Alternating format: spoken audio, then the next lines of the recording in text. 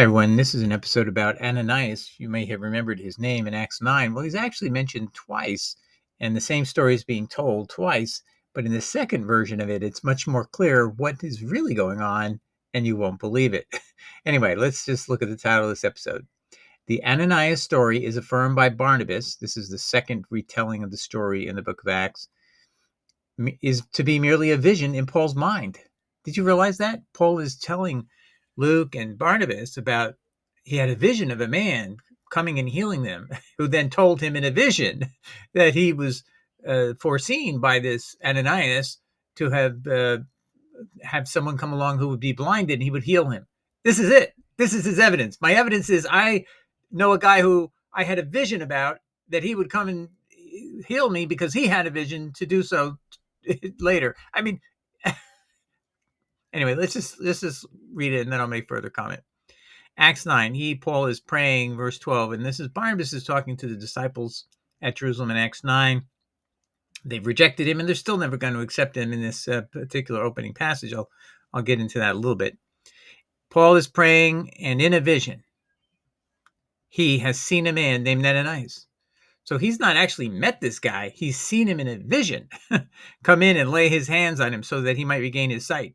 But he doesn't actually say this is what happened. This was all happening in a vision.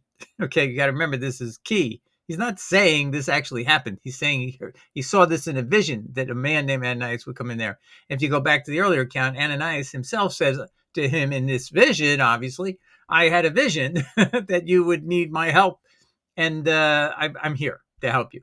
See, I mean, this is one mysterious proof with another mysterious proof within the mysterious proof, meaning there's no corroboration at all by anybody. So neither Barnabas or Luke could even confirm this with anyone. This is him, Paul, simply being the sole witness about who Ananias was from a vision that he had about a man who would come and heal him. Let's continue. But Ananias answered, Lord, I have heard from many about this man, how much harm he did to your saints at Jerusalem. So now Paul, in this vision about Ananias coming to heal him, then has this statement given to Ananias by Paul, but it's all in a vision. So this is not like first-person accounts that Luke could have corroborated, or even Barnabas. It's simply Paul is telling them, this is the vision I had, and this is what happens in the vision. Amazing. So let's look at the subtext comment here. In Acts 9, 10 to 12, Ananias' story is first told without being clear. It is not an event in the real world, meaning it's a vision. Then within that vision by Paul about Ananias, which we learned from Acts 9:12, in Acts 9:10 to 12, Ananias claims a vision 2 weeks earlier about Paul's blindness, which Paul intends validates his experience. So all of this is circular proof, meaning you're just listening to one person telling you a story about other people who he saw only in a vision. And that can't be the basis of testimony of two witnesses. You have no witnesses. You have none of the people who were there, and not even this person Ananias was there in a real sense. He's just the person Paul envisioned being there, but he doesn't have any proof that he was actually there. He's not claiming he came there.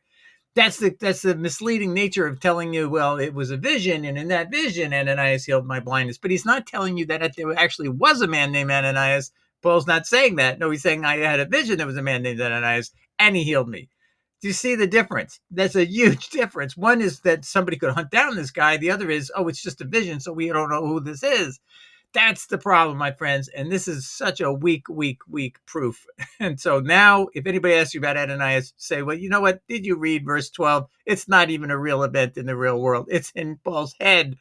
And that's not proof of that it happened. Now, let's go back a little bit. I said I'd go back and tell you why there's some problems in Paul's claims. Guess what?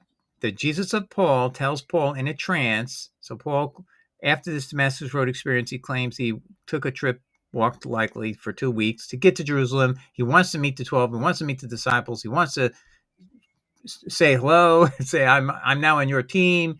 And his Jesus says, don't even do that. They won't believe you met me. Listen to this.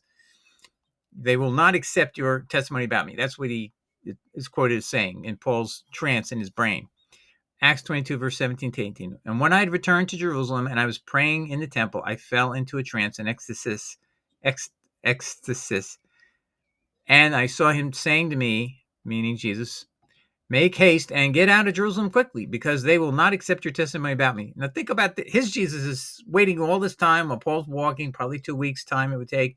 And all that time he doesn't think to say, hey, don't even go there. And he waits for him to get into the temple and inside of a trance, which means Paul's lost control of his bodily functions. That's what ecstasy means. And that's when he says, oh, they won't believe you met me. They won't believe your testimony that you met me. Come on. Is that real? The real Jesus wouldn't he have just said, Paul, don't worry. I'm going to go in front of you. I'm going to come down again like I did for you 2 weeks ago. And I'm going to go walk out in front of you. I'll protect you from the 12 if you think they're angry at you. And I'll tell them to leave you alone. And they'll see I'm on your side and you're okay. Right? That's what the real Jesus would do. If it were possible, he could return early, but he says I don't do that. But let's just assume Paul's claim that he appeared early already once 2 weeks ago. If he's already broken that rule, let's see him do it again, right? Why can't he do this? It doesn't make sense that this is Jesus, right? It doesn't, my friends. Don't even think for a minute that Jesus couldn't come down. If he could come down once, he could come down twice. But he didn't in the first instance, and he didn't come in the second. That's why this is not really happening.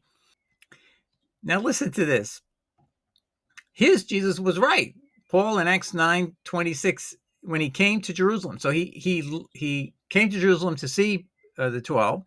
And his Jesus says, don't go see them because they won't believe you met me. And that's for being recounted in Testimony Acts 22, right? And but that was recounted many years later. So what actually is the chronological sequence is in Acts 9:26, where you see this is where what he does is he violates what he's told not to do. He's told, don't go see them, don't leave the temple and try to find them. He does exactly the opposite. He gets Barnabas to take him to them. Okay. And it says, when he came to Jerusalem, he attempted to join the disciples. Now, is Paul's Jesus going to be right? They won't believe he met him? The answer is yes, they won't believe he met him. But they were all afraid of him, not believing that he was a disciple. See? So his Jesus, at least, was right on that score. And it doesn't change. In this sequence, if you follow the whole story, they get upset. But watch what happens. And when Saul had come to Jerusalem, he essayed to join them. This is the King James Version. Himself to the disciples, but they were all afraid of him and believed not that he was a disciple, just as his Jesus prophesied to him. Okay. And wanted him to leave, but in disobedience of Jesus, he's going to go and talk to them anyway. You see this story. Paul doesn't know how to keep a story straight. Let me continue. Verse 27. But Barnabas took him and brought him to the apostles and declared unto them how he had seen the Lord in the way and that he had spoken to him and how he had preached boldly at Damascus in the name of Jesus. So Barnabas is taking his side. Verse 28, and he was with them coming in and going out of Jerusalem. So this is all it says. He was with them, meaning the apostles, coming in and going out at Jerusalem. So he is seeing them come and go, and they're seeing him come and go. But there's no statement that they're working together. You got to also see what's missing, okay? So that's not being said there. This is just they're coming and going in a peaceful manner. But now listen what happens. The 12 have an opportunity to get rid of this guy, and they do that. Watch this. 28, and he spake boldly in the name of the Lord Jesus and disputed against the Grecians, meaning Greeks, but they went about to slay him. So the Greeks somehow are upset by his gospel. Wow, the Greeks are upset with his gospel? That seems really strange.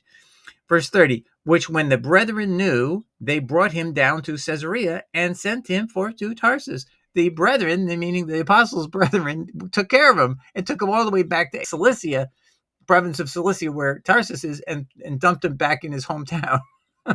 We're talking about weeks away, so he couldn't come back very easily.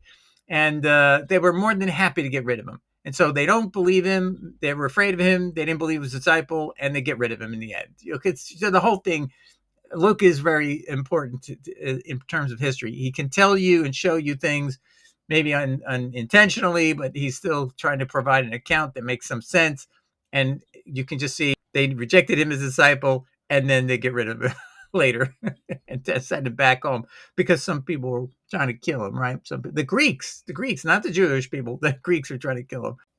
So to recap our point, when you go to Acts 9, verse 12, Paul is praying. And in a vision, this is where he's recounting, Luke is, that Paul is in Damascus. He's had this blindness. His Jesus had come down from heaven and saw him, and the men with him heard the voice and saw the light. But this is where he's now recovering from blindness, as he says, but in a vision, he sees a man named Ananias. He's not saying, there was a man named Ananias. No, he had a vision of a man named Ananias come and lay his hands on him so that his sight may be regained. And he's not telling you he saw this. He's telling you he had this vision. It would happen. Okay. And then you see other statements. But the point is, this is not a real event. This is not an event that you can confirm or corroborate from two witnesses, because the second witness, Ananias, is just created out of a whole cloth, out of a vision. You had a vision of a man named Ananias. He's not a real person that you actually met. He's somebody who you had vision of. And that becomes the basis of a story you can tell other people. And that's where Paul's claim completely turns into dust. All right. God bless everybody. Take care. Ciao. Bye.